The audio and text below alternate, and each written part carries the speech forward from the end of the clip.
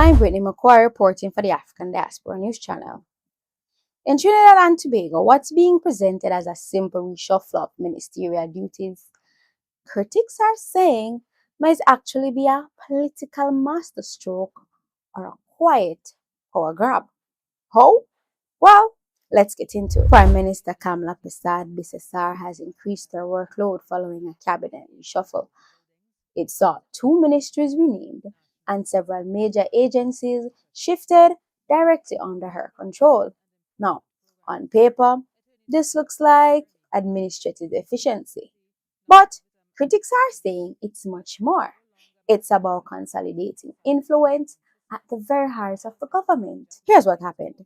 Under the new structure, the Prime Minister now oversees an expanded portfolio that includes the National Commission for Self-Help Limited, the National Library and Information System Authority Heritage, buildings and, several housing and village improvement programs, all previously managed by other ministers. Minister of Public Utilities, Barry Padarat, explained the reshuffle as an effort to harmonize agencies and create better functionality.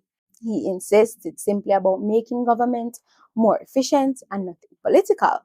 But political scientist Dr. Bishnu Raghunath isn't convinced.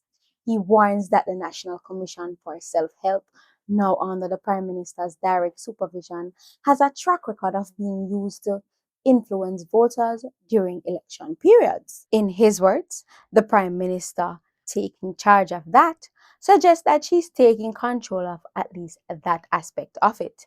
In translation, the most politically sensitive parts of the government, those that directly touch citizens' lives, are now in the Prime Minister's hands. We're just trying to figure out what's wrong with that. These changes were made to strengthen the government's delivery capacity and to ensure that key ministries remain aligned with our national priorities. Let me be clear.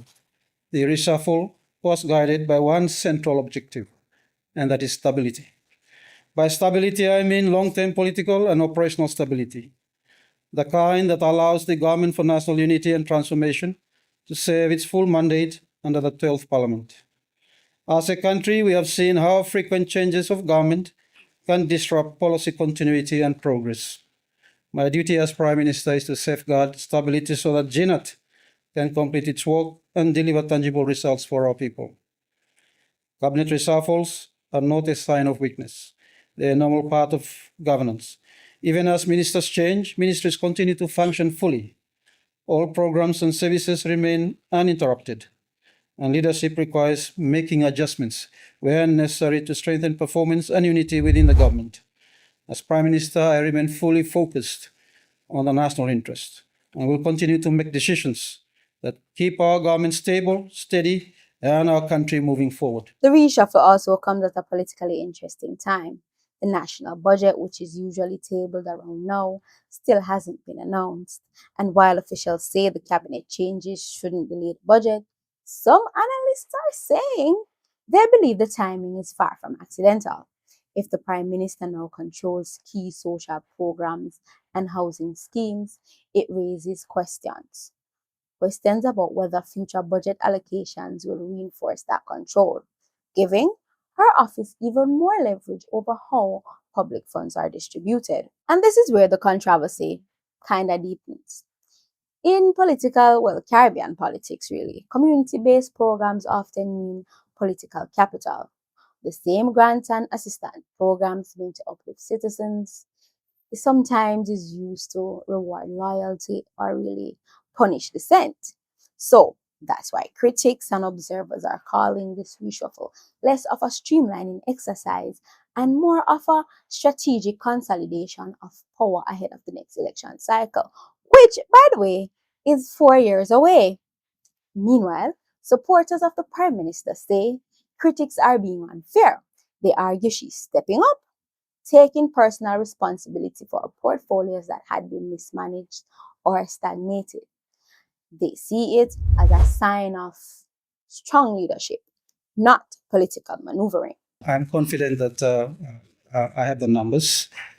You tend to hear a lot of meetings, rumors going on. That's quite usual. when you have motions of no confidence around. Um, Motions of no confidence is a democratic right of any member of parliament to move. But we also have to be mindful that we are not going to move forward if we keep on having motions of no confidence. It does not send a good signal, not only for ourselves as a country, but also for investors who depend on stability in order for them to come in and invest. But even they admit that it's a lot.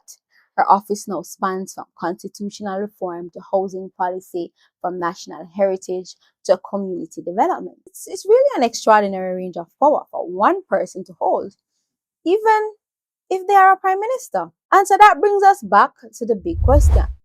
Is the prime minister truly harmonizing government or centralizing control in a way that blurs the line between governance and politics? Because when the same office that writes national policy also controls how assistance is distributed, accountability, it kind of gets murky. And voters are left wondering who's being helped and why. For now, the reshuffle is being defended as reform. But history has shown in the Caribbean and beyond that every administrative efficiency comes with political implications. So, is this an act of good governance or the early architecture of a political machine? I guess only time will tell. I mean, the next election is 4 years away. I'm Whitney Mckoy reporting for the African Diaspora News Channel. Be sure to like, share, and comment your thoughts below because this story, well, is far from over. Until next time, stay connected.